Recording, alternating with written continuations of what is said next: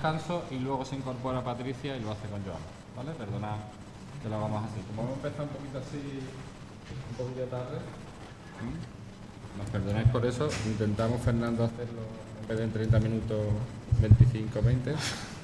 Ya, ¿vale? ya iba a ser difícil 30. ¿Vale?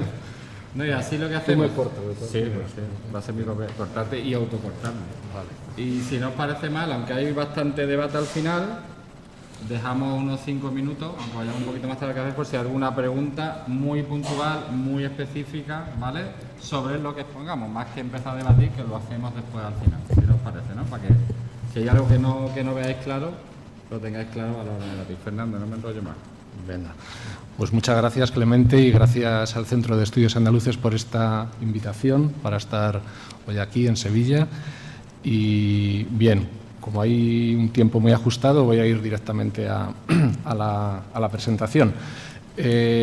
Yo coordino, como explicaba Joan, coordino el grupo de trabajo que estamos centrados en las cuestiones de desarrollo económico territorial y globalización. Todos los miembros de este grupo, que somos 4 de este subgrupo, que somos 4 profesores, pues formamos ya parte también anteriormente del proyecto ESURB. Y quizá un poco lo atípico nuestro es que yo estoy en la Universidad de La Rioja, pero cada uno de los miembros está en una universidad diferente, lo cual es un problema logístico a veces, aunque también tiene sus ventajas, ¿no? En la medida en que ampliamos nuestra posibilidad de acercamiento a distintas ciudades. Los compañeros que están aquí son Xavi Ginés, que es de la Universidad de Valencia, Elena Gadea, que es de la Universidad de Murcia, y María Luisa Lourés, de la Universidad de Zaragoza. O sea que yo hablo un poco, lo que voy a hablar es producto también en gran medida del trabajo común. Bien, bueno, he preparado para intentar ajustarme a los tiempos de una manera bastante sintética la exposición. Primero, creo que es necesario situarse como grupo nosotros, cómo interpretamos la crisis. La interpretación que vamos a dar nosotros pues, es una entre las posibles y, por supuesto, está sujeta a polémica y a discusión, pero creo que es importante explicitarla, ¿no? Vamos a explicar también dentro de esa perspectiva pues, qué papel está jugando desde hace ya varias décadas el neoliberalismo en el desarrollo de esa crisis. Después me aproximaré a lo que pueden ser las consecuencias, todo muy rápido y muy superficial, por supuesto, con tan poco tiempo, pero intentaré hacerlo, sobre la ciudad. Y después plantearé no todos los indicadores, no todos los resultados de indicadores, porque sería imposible, pero sí los resultados de algunos de estos primeros indicadores que estamos trabajando, que hemos venido trabajando en estos meses, ¿no? Si hay tiempo, pues había añadido un quinto punto planteando pues algunos posibles contenidos de por dónde podrían ir en el plano económico, pues el contenido económico, digamos, desde las ciudades que se puede dar a las políticas urbanas en los próximos años. Pero me temo que hasta ahí no llegaré. Si luego en las preguntas hay interés, pues se puede ir a ello.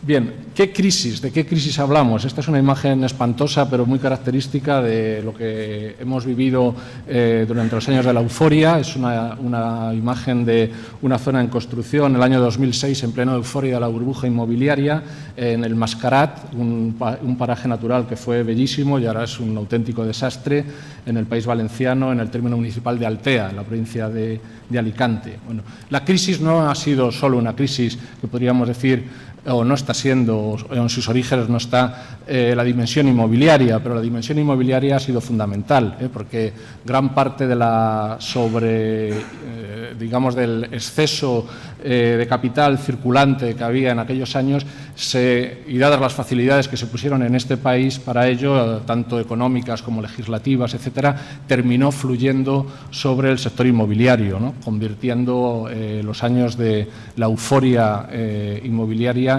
pues, en una etapa desconocida prácticamente en la historia de nuestro país. Ni siquiera el desarrollismo de los 60 alcanzó las cifras que hemos vivido estos años atrás. Entonces, conviene tener esta imagen, yo creo, en la cabeza. El papel que ha tenido en la crisis este elemento. Estamos haciendo la digestión muy pesada y la vamos a hacer durante muchos años de estos excesos, y recordar también que esto no fue una idea peregrina de un partido político, de un gobierno, de otro, sino que alrededor de este modelo hubo un consenso muy fuerte que atravesó la gestión de distintos partidos políticos en el Gobierno central y también la de la mayoría de los gobiernos autonómicos en todo el Estado, con sus diferencias, por supuesto, porque no en todos los sitios ha ocurrido exactamente lo mismo.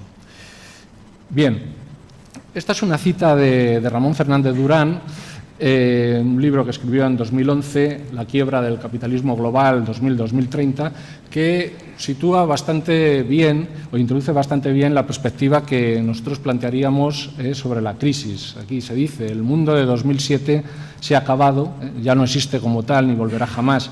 Es un mundo que se está deshaciendo poco a poco ante nuestros ojos, pero sin darnos cuenta. Estamos en un punto de inflexión histórica, una bifurcación de enorme trascendencia de la que todavía no somos conscientes. Vamos siendo conscientes, ¿no? Yo creo que somos más conscientes en enero de 2013 de lo que éramos en 2008, 2009 o en 2011 incluso, ¿no? Realmente estamos ante un momento de transformación espectacular y con unas consecuencias que creo que no alcanzamos todavía exactamente a ver hasta dónde nos van a llevar, ¿no? También dependerá mucho, no está todo escrito, dependerá mucho de cómo, y esto es parte del interés de nuestra investigación, creo, cómo actúen los diferentes actores políticos, económicos y sociales. Bien, la crisis, lo dicen muchos autores, aquí he elegido, por ejemplo, a István Mészáros, este filósofo húngaro, es una crisis que podríamos llamar estructural del sistema, es decir, es una crisis estructural del sistema que tiene una base financiera muy clara, el paso del capitalismo productivo industrial tradicional al capitalismo financiero, pero no es ni mucho menos solo una crisis financiera, siendo esto importante. La crisis se ha ido expandiendo por todo el sistema, como se dice aquí, ha ido invadiendo cada vez más áreas, e incluso, y diría yo, de manera fundamental, cuestiona las condiciones básicas de lo que es la supervivencia humana, que es un rasgo característico respecto a otros momentos de crisis anteriores. Es decir, el riesgo de colapso ecológico es mucho más evidente hoy por la explotación que se ha hecho de los recursos del planeta y el modelo económico que ha ido creciendo y creciendo, de lo que era hace a principios del siglo XX, por ejemplo. Y esta es una dimensión que creo que es muy importante.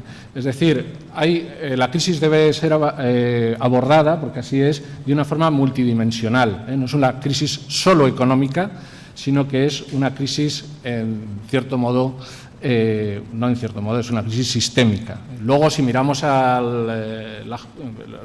uno de los estados nacionales, por ejemplo, pues tiene sus peculiaridades, ¿no? En España es además también una crisis del entramado de todo el sistema territorial que se montó con la Constitución del 78. Es una crisis donde algunas de las instituciones que han sido muy sólidas estos años están cuestionadas en su legitimidad, etcétera. Pero bueno, esta es otra cuestión que no es el momento ahora para abordarlo.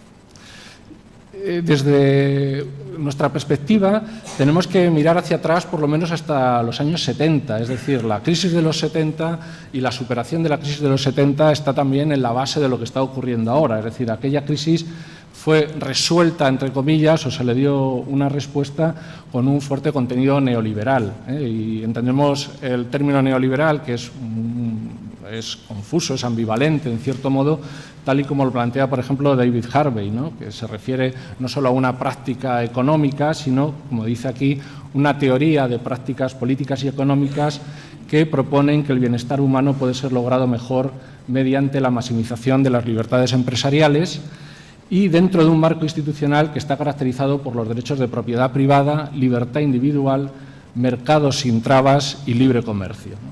En este contexto, el papel del Estado es crear y preservar un marco institucional caracterizado por tales prácticas. Creo que esto nos es bastante conocido, nos ha sido conocido estas décadas atrás y nos es conocido ahora con especial claridad. ¿Qué es lo que busca el neoliberalismo? El neoliberalismo, pues lo que busca es establecer, como se dice aquí, las condiciones de acumulación de capital, restablecer lo que era vivido como una pérdida en las tasas de acumulación de capital y en ese contexto reforzar el poder de las élites económicas. Todo esto implica una destrucción evidente de las relaciones sociales, esto ya lo vimos en el Reino Unido con Margaret Thatcher o en Estados Unidos con Reagan, no digamos en los primeros países donde se experimentó a gran escala el neoliberalismo, como fue el caso de Chile, ¿no?, con la dictadura de Pinochet, que quizás sea el primer caso donde claramente se puso en práctica en unas condiciones especialmente favorables para el capital este modelo sociopolítico y económico. Pero son destrucción también en el mundo del trabajo, de lo que habían sido las condiciones establecidas en el mundo del trabajo en décadas anteriores, en las libertades individuales y colectivas, en el medio ambiente, como decía anteriormente, ¿no? Y sobre todos estos pilares se produjo el anterior periodo de expansión económica. Este periodo que quiebra a partir de 2007-2008 tenía la propia Unión Europea, donde España se incorpora al año 86, un sesgo crecientemente neoliberal, y la etapa de crecimiento económico no se puede desligar de esas características, porque si lo desligamos tampoco entendemos muy bien qué es lo que está pasando ahora, ¿no? Hay que recordar también que ese momento de expansión económica no significó mayor equidad social, es decir, que esta expansión económica, y esto ha ocurrido en España también, y investigaciones hay bastantes que así lo muestran, pues fue simultáneamente o se dio simultáneamente con una mayor desigualdad social, en el caso español también. ¿Qué es lo que ocurre con la crisis? Hay quien, cuando estalló la crisis a gran escala en el año 2007, 2008, pues enseguida se aventuró a anunciar el fin del neoliberalismo. Incluso algún gobernante europeo dijo que había que refundar el capitalismo y declaraciones de este tipo, ¿no? Pero enseguida esto se recondujo, es decir, lo que estamos viviendo en realidad, paradójicamente, es un intento, si queremos creernos lo que nos cuentan, un intento de solucionar la crisis casi por los mismos actores y con las mismas políticas que son en gran medida responsables de haber llegado a la situación en la que estamos. Es decir, la crisis no ha roto, desde nuestro punto de vista, la hegemonía del neoliberalismo en Europa, y esto lo vemos especialmente claro en el sur del continente, también en el este y también en otras zonas, pero con mayor claridad en el sur. Es decir, aquí esta coyuntura histórica en la que estamos inmersos pues está suponiendo, aquí hago un pequeño listado, pues desde el desmantelamiento de los débiles estados de bienestar, y ya podemos hablar abiertamente de desmantelamiento cuando vemos lo que está ocurriendo con la sanidad pública o vemos lo que está ocurriendo también con la educación pública, etcétera. Todas las sucesivas y regresivas reformas laborales, cada una con la promesa de que servirá para crear empleo y lo único que se favorece es la destrucción de empleo, precisamente. También las reformas de los sistemas de pensiones. Volvemos a tener en horizonte una nueva reforma del sistema de pensiones en un sentido nuevamente regresivo, por cierto. También, y esto es muy indicativo de esto que hablaba antes, de cómo el neoliberalismo también es la reconstitución del poder de las élites económicas, pues medidas como las amnistías fiscales, por ejemplo, o la falta de voluntad de investigar el fraude fiscal, o los propios sistemas fiscales en su conjunto, muy desequilibrados en cuanto a quién paga más y quién paga menos, son indicios de cómo nos estamos moviendo. Bueno, por no hablar también, como aquí hago, de las ayudas al sector financiero. Es decir, las ayudas al sector financiero son una muestra muy clara. Mientras se cierran centros de salud en áreas rurales, condenando a zonas rurales de este país pues a un despoblamiento y unas condiciones de vida todavía mayores por cantidades ínfimas. Pienso en las últimas medidas que se están tomando en Castilla-La Mancha, donde el ahorro por dejar a 100.000 personas sin servicio de urgencia los fines de semana y las noches, pues es de poco más de 1 millón de euros. Cuando uno compara esto con las magnitudes que se mueven en las ayudas al sector financiero y las condiciones que estamos aceptando por esas ayudas, pues claro, la cuestión es bastante impactante, ¿no? Bueno, el resultado que está en marcha, que necesitamos más perspectiva temporal para ir viendo, pero que empezamos a ver ya algunas de sus consecuencias, es un evidente aumento de las desigualdades sociales. Hay una concentración de la riqueza cada vez más fuerte. Estas declaraciones que se hacen a veces de la concentración de la riqueza en ese 1%, puede ser el 1, puede ser el 5, pero evidentemente hay una concentración de la riqueza en unos sectores, y una continuación en la desposesión de los trabajadores, de las clases trabajadoras y también de las clases medias. Bien, si me centro ya en lo que es la vinculación entre crisis económica y ciudad, ¿no? Lo primero que habría que decir en una exposición tan breve y tan acelerada, pero creo que es importante, es recordar que la urbanización ha sido siempre, en el modelo capitalista, pero incluso en otros modelos también ha sido muy importante, pero en el modelo capitalista muy claro, un medio clave para lo que es absorber las plusvalías del capital y el trabajo. Es decir, los procesos de urbanización pueden ser leídos de esta forma y los procesos de destrucción y de creación nuevamente del espacio urbano son un área privilegiada de acumulación y de circulación del capital. En el marco concreto de la ciudad neoliberal, pues la concepción de la ciudad neoliberal se podría resumir, o podríamos, si no resumir, por lo menos decir dos grandes aspectos.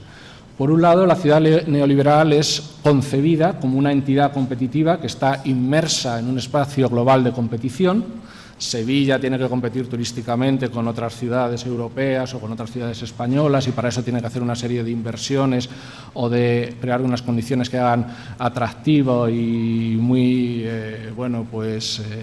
que esto haga que vengan a la ciudad el mayor número de turistas posibles, si es que la opción estratégica de Sevilla es el turismo, Sevilla o cualquier otra ciudad. Y en un segundo, y también es importante, la gestión pública que promueve, por un lado, que promueve las mentalidades competitivas y el mercado, una gestión pública reorientada en ese sentido. Hay que tener cuidado, es importante no caer en una excesiva generalización o reduccionismo, es decir, estas formas neoliberales de regulación urbana, estas y otras, están presentes con mayor o menor intensidad en muchas ciudades, pero no se manifiestan de la misma manera ni se repiten de la misma manera en todas las ciudades, ni siquiera en el caso español, porque hay muchos elementos históricos de organización social, de movilización social, la capacidad que tienen las autonomías de regular, de legislar en uno u en otro sentido, el sistema de partidos políticos, la incidencia mayor o menor de la corrupción, etcétera, que hace que estas formas varíen. Entonces, bueno, cuidado porque a veces igual se generaliza demasiado y se repite hasta la saciedad pues, los mismos argumentos o esquemas para todas las ciudades. Bueno, esto no se va a ver casi nada, pero os lo cuento yo. Hecho en este esfuerzo de síntesis, pues intentar atrapar algunos procesos que son especialmente visibles en estos momentos en las ciudades españolas desde el punto de vista económico-territorial, vamos a llamar así. Es decir, cómo la coincidencia de diversos factores está agravando las consecuencias de la crisis en nuestras ciudades. Muy rápidamente, el primer factor que se cita ahí es la intensidad de la burbuja inmobiliaria, como decía hace un momento. Es decir, que el estallido de la burbuja, un estallido anunciadísimo, a algunos se sorprendió, pero estaba más anunciado que, vamos, era absolutamente esperable. No podíamos saber el día y la hora precisa, pero sabíamos que llegaría, ¿no? Aunque era molesto recordarlo en aquellos momentos, pero era real. Pues ha tenido efectos devastadores, es decir, en el ámbito europeo, incluso incluyendo el caso irlandés, etcétera, seguramente el peor escenario de todos los países europeos en estos momentos, ¿no? También, un segundo aspecto, las políticas de ajuste presupuestario y lo que son los recortes afectan de una manera muy especial a las ciudades, porque impactan de una forma inmediata en las ciudades, ¿no? Y además de una forma, como se dice aquí, aunque no es nuestro ámbito estricto de trabajo, creo que es importante recordarlo, luego seguro que en alguna de las otras exposiciones se va a hacer con más claridad, impactan de una forma diferenciada socioespacialmente. Es decir, la provisión de equipamientos esenciales, etcétera, no se da de la misma manera en unos barrios, o los recortes no impactan de la misma manera en unos barrios que en otros. El propio mapa de los desahucios es del que tanto se está hablando de los desahucios estos últimos meses, pues es un mapa que se dibuja socioespacialmente de una manera muy clara. No todos los barrios están siendo afectados de la misma forma, ¿no? También el impacto más evidente, bueno, no sé si más evidente, pero otro de los impactos muy evidentes del declive de la actividad económica es el crecimiento del desempleo. Y no solo eso, sino que el empleo existente es un empleo cada vez más precario, es un empleo cada vez con menores salarios, con más largas jornadas, etcétera. Otra cuestión donde también la crisis está afectando a la vida en las ciudades tiene que ver con lo que es el aumento del precio de las tarifas del transporte colectivo. No solo el precio del aumento de las tarifas del transporte, que es muy generalizado en muchas ciudades, sino además en bastantes ciudades también se está produciendo el cierre, la reducción de algunas líneas, se está produciendo el hecho de que se da una menor frecuencia en las líneas, se clausuran inversiones, infraestructuras básicas que están ya realizadas no se ponen en práctica. Hay una línea del tranvía, por ejemplo, ahí en Alicante. Bueno, yo antes de estar en la Universidad de La Rioja estuve 18 años en la Universidad de Alicante, pues la línea 2 del tranvía que une el municipio de Alicante con San Vicente del Raspeig, que es un municipio contiguo a la ciudad, donde está, por cierto, el campus de la Universidad de Alicante, lleva hecha 2 años y sigue sin fecha de inauguración. Bueno, este es un caso extremo, pero hay ejemplos de estos y la única razón que se da son los motivos presupuestarios, ¿no? Y es una línea importante, porque un municipio metropolitano que está en expansión, por el propio campus universitario, con el centro de la ciudad.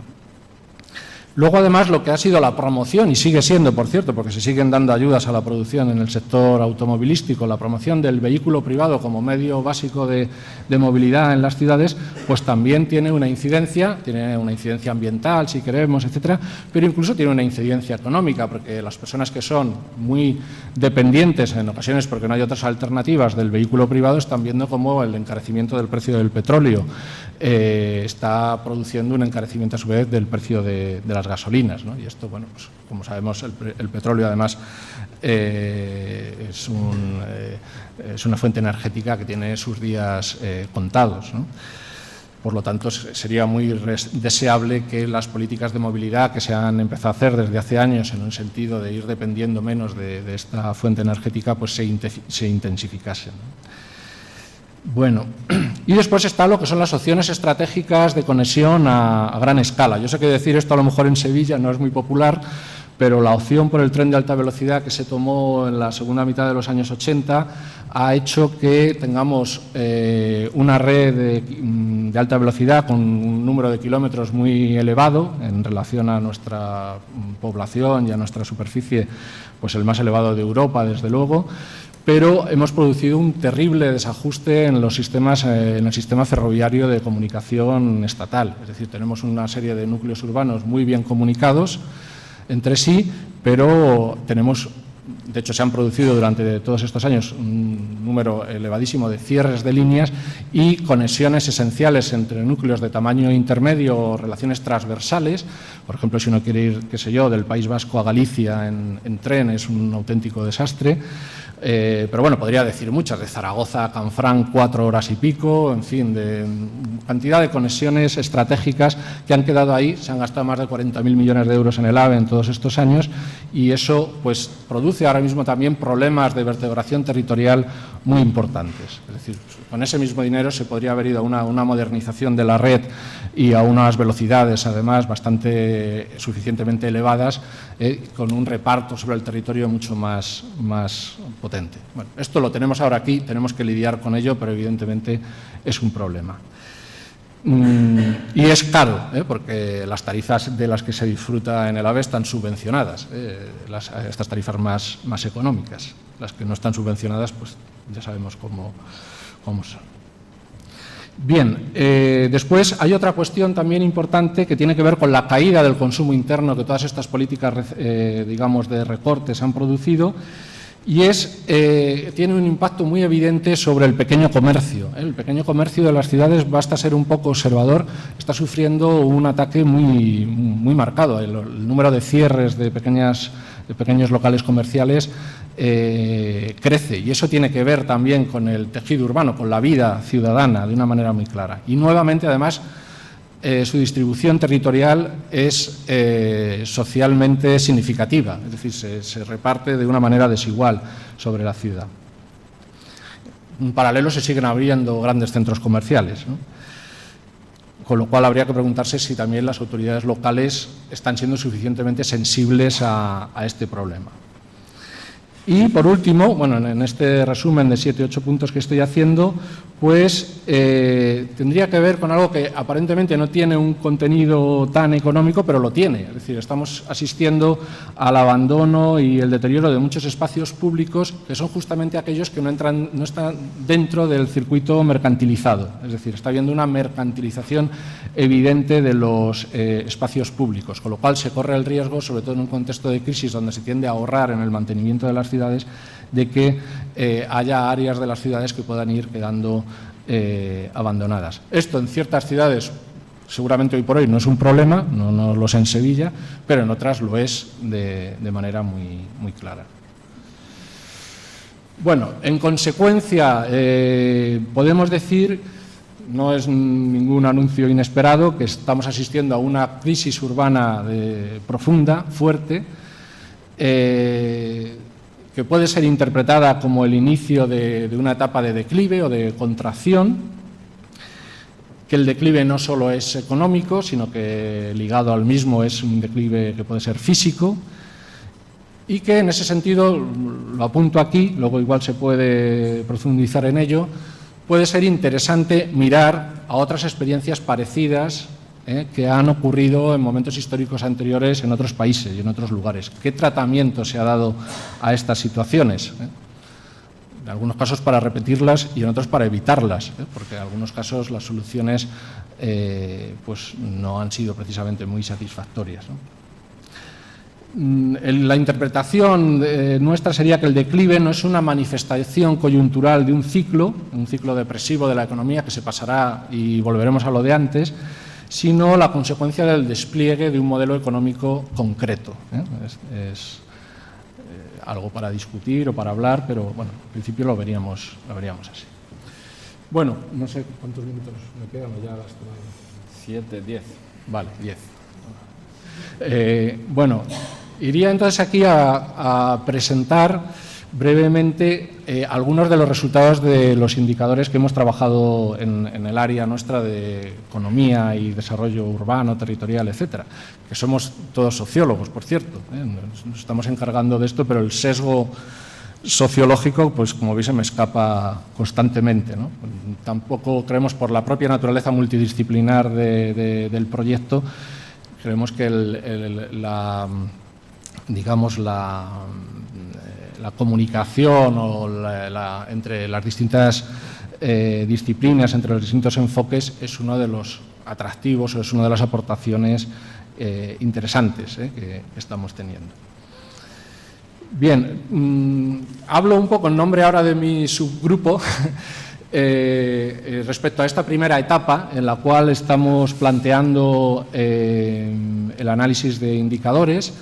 Claro, el análisis de indicadores estadísticos desde la perspectiva nuestra tiene algunas limitaciones. Creo que es honesto intelectualmente y como investigadores plantearlas. Por un lado, estos indicadores nos permiten un enfoque parcial de la realidad, que permite una primera aproximación a procesos que son muy específicos. Desgraciadamente no tenemos indicadores que nos permitan medir todo aquello que nos gustaría conocer. Como digo ahí, en segundo lugar, hay una ausencia de informaciones clave a escala municipal. Algunas informaciones no están, muchísimas, no están a nivel municipal. Entonces, los indicadores que estamos trabajando son los posibles, no necesariamente los más deseables. Y bueno, en ese sentido, pues creo que debe de ser hecho explícito así. Hay problemas, como se dice ahí, en las series temporales. Más o menos los años de crisis, hasta un momento por lo menos podemos verlos, al menos en parte, y el problema es cuando vamos más hacia atrás, que es interesante por ver cómo se comportaron distintos indicadores durante también la etapa del boom económico. Eso lo podemos ver mejor o peor según los casos.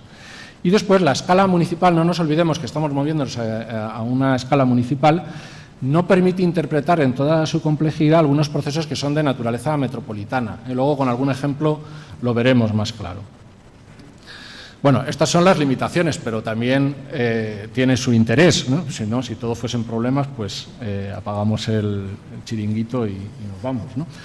Esto nos permite dar una visión global de lo que es la situación total de la situación actual de las ciudades y una primera evaluación de algunos de los impactos producidos por la crisis, ¿no? Un análisis diacrónico de esa situación de crisis. Eso nos lo permite, además nos permite ir viendo en una primera tentativa de comparación qué está ocurriendo en distintos ámbitos.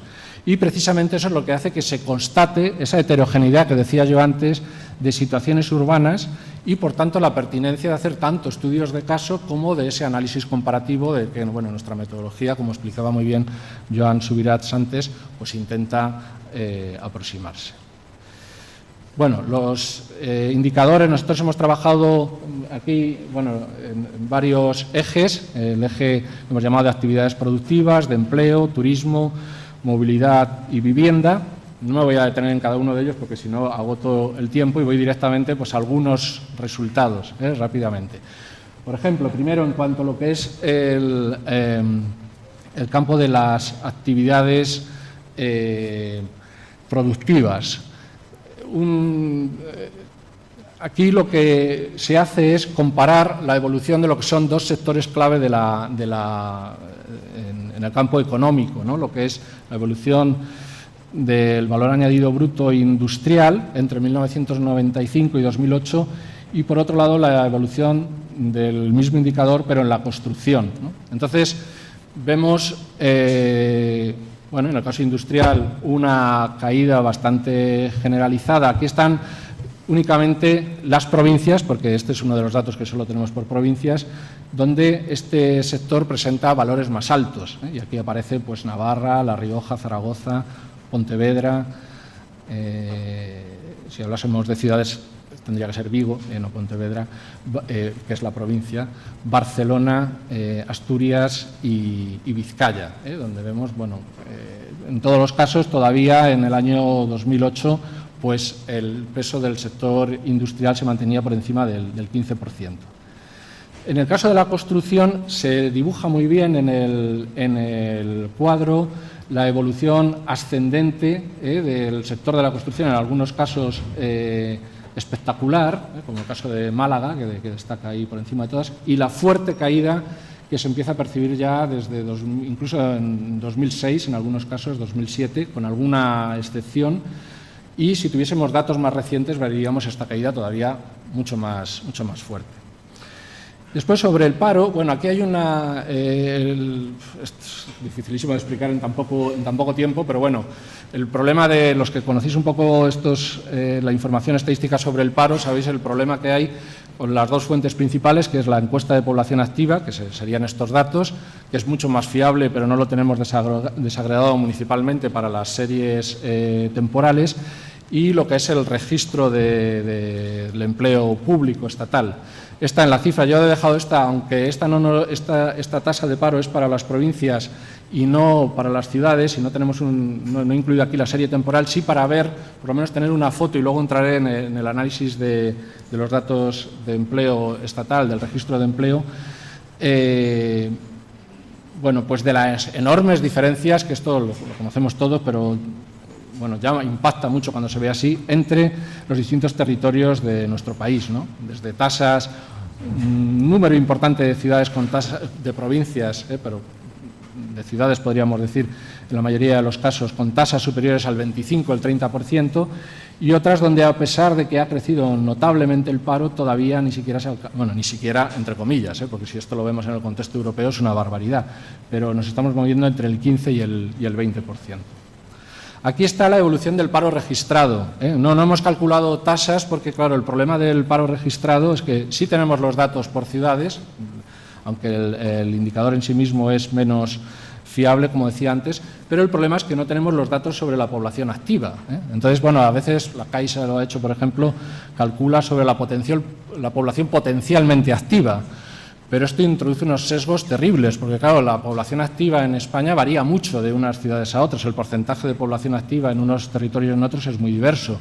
Entonces, plantear los datos con tantos sesgos, pues llevaría a unas tasas muy poco creíbles. Entonces hemos preferido mantener lo que es la evolución del paro registrado en las grandes ciudades en grandes cifras, y lo hemos dividido en tres grupos. En este primer grupo tendríamos la evolución del paro registrado en las grandes ciudades, en las ciudades medias, si luego queremos verlo podemos comentar más despacio, y en las ciudades pequeñas, entre paréntesis. En general hay un crecimiento, pero hay muchos matices, que obviamente no da tiempo. Después también hemos tratado un poco como un sector clave, precisamente hoy en el periódico vuelve a hablar de quizá el único sector de actividad que el año pasado creció, bueno, no el único, pero de los pocos, que ha sido el turismo, y hemos medido también la evolución del número de pernoctaciones. Aquí están las ciudades donde el número de pernoctaciones es más alto. Pernoctaciones no es igual a turismo, pero bueno, es un indicio interesante y no hemos puesto los datos de 2012 porque solo están disponibles hasta septiembre, pero bueno, marcarían tendencias. Barcelona ha adelantado a Madrid en otras cosas también, pero en el número de pernoctaciones. Yo soy de Madrid, o sea que no soy sospechoso. No, yo soy de Barça, o sea que... Y esto es lo mismo para el siguiente grupo de ciudades. Impresionante la caída de Zaragoza, muy ligada a la Expo, y sería interesante reflexionar sobre el impacto que tienen los megaeventos o que pueden tener los megaeventos. Bueno, sobre vivienda hemos elaborado un indicador que nos ha parecido que podría ser interesante, que es, tenemos a través de los datos del Ministerio de Fomento el número de viviendas de stock, es una estimación, pero bueno, es bastante válido. Lo hemos puesto en relación, y esto sí está también por provincias, con el número de habitantes, y hemos visto cómo a lo largo del periodo del boom económico, pues el número de habitantes por vivienda en nuestro país en general ha crecido en la mayoría de las provincias. De todas maneras, la media en sí mismo es espectacular. En España tenemos más de media vivienda por cabeza, lo cual es llamativo porque sabemos que cada vez hay más gentes que no tienen una vivienda. Hay un problema de reparto ahí. Esto es la evolución de la tasa de transacciones inmobiliarias, que refleja muy bien la caída también esto sería el número de transacciones inmobiliarias por 100 habitantes, la caída en general que ha habido en todas las ciudades entre 2005 y 2011. Son datos que uno puede imaginar, pero que aquí pues, se reflejan con bastante claridad. Esto también hemos, como hablaba antes sobre el tema de la movilidad un poco, pues rápidamente la evolución del número de turismos por habitante, y también aquí vemos que el parque de turismos, aquí estamos hablando solo de turismos, no estamos hablando de motocicletas o camiones o de otro tipo de vehículos, pues es espectacular también en España en relación a la población de las ciudades. Hay algunos picos entre Palma de Mallorca, qué sé yo, y Zaragoza, pues hay diferencias interesantes, pero este sería un indicador donde tenemos que tener mucho cuidado si solo consideramos la variable municipal, porque si metemos lo que es el conjunto del área metropolitana, pues sabemos que en el corazón de muchas de las áreas metropolitanas, en Barcelona, en Bilbao, que aparecen ahí con datos más reducidos, cada día entran miles o decenas de miles de vehículos que vienen de municipios de la corona metropolitana. Entonces, a la hora de valorar estas cuestiones, es un dato, bueno, delicado. Bueno, me quedo ahí, vale. Si luego hay tiempo, pues... Muy bien. Si tenéis alguna pregunta, y además si aprovecho yo para enganchar la presentación, porque hemos hecho el cambio. Está Patricia ahí, por ahí. ¿Sí? Patricia, ¿te lo haces tú? Perdón por esto. Es que habíamos cambiado... Sí, no. Yo tenía una pregunta mientras ¿a qué te refieres cuando hablas de declive? ¿Cómo lo definiríamos? ¿Un declive de lo urbano? ¿O cuando diríamos, hemos visto un proceso de urbanización creciente en España en los últimos años, ahora este proceso quedaría parado y habría procesos de grado de urbanización? ¿O bien estaríamos hablando de un declive de lo urbano, del modelo urbano que se ha seguido los últimos años? Es bastante distinto, digamos. Entonces, tenía interés en que aclararas un poco este tema. ¿Respondo ya? Sí. Bueno, evidentemente hay una bibliografía amplísima sobre el tema del declive urbano, ¿no? Y la contracción de las ciudades, etcétera. Hay una bibliografía, por ejemplo, muy abundante sobre el caso de los Estados Unidos y, bueno, cómo a partir de un determinado momento pues se produce todo con la crisis industrial, todo el declive de un número importante de ciudades.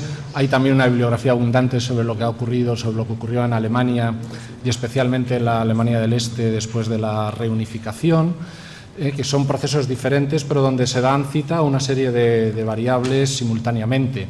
En esos casos pues tenemos la pérdida demográfica, incluso en algunos casos muy acusado. Tenemos también problemas de índole económico, de aumento del desempleo, problemas de índole social, etcétera, ¿no? En el caso que yo estoy planteando, que esto sería algo pues a investigar desde luego en los próximos años, porque no nos hemos movido en un escenario de declive, sino que nos empezaríamos. Alguna ciudad sí, tenemos algunos ejemplos, por ejemplo, con la reconversión industrial que hicieron los gobiernos socialistas en los años 80, pues algunas ciudades que sufrieron procesos de declive muy importantes. Pues estoy pensando en Avilés, o estoy pensando en Cartagena, en Sagunto, etcétera. Pero bueno, en las dimensiones que nos movemos actualmente el contexto sería diferente. Entonces, no sería, evidentemente, hay una crisis del modelo anterior, esto es evidente, pero el declive, por lo menos tal cual yo lo planteo aquí hasta ahora, es simplemente observar que hay una serie de dimensiones que están evolucionando en un sentido regresivo. Y aquí, tanto darle importancia, por ejemplo, que a veces hay bastante sensacionalismo con que si tal ciudad ha perdido un 1,5% de población, yo no consideraría cifras de esta magnitud, bueno, son cifras que hay que mirar, pero cifras muy preocupantes. Estaría pensando más que en ese tipo de declive, que si es un declive demográfico muy impactante, muy importante, sí puede haber algo detrás, en un declive en cuanto a variables de índole más socioeconómico, es decir, de cómo se prestan, cómo se desarrolla el estado de bienestar, de cómo se desarrolla la actividad económica, qué sectores de actividad económica tienden a ser preponderantes o no. El hecho en sí mismo de que haya, que a veces se mide así también el declive, si hay un decrecimiento en el PIB de la economía, bueno, esto depende hacia el modelo económico que vayamos, puede no ser necesariamente preocupante. En el contexto actual sí, porque la creación de empleo, etcétera, se hace depender del crecimiento del PIB. Pero, bueno, uno de los desafíos que al menos nos planteamos nosotros es también el poder ir aportando herramientas para ir construyendo o ir elaborando un modelo económico diferente. Es decir, de aquí no salimos sobre la base del modelo económico anterior, salimos con un modelo económico profundamente diferente y donde hay que cambiar muchas cosas que además no se pueden cambiar solo desde el nivel local. Un poco sería por ahí. Bueno, pues nada.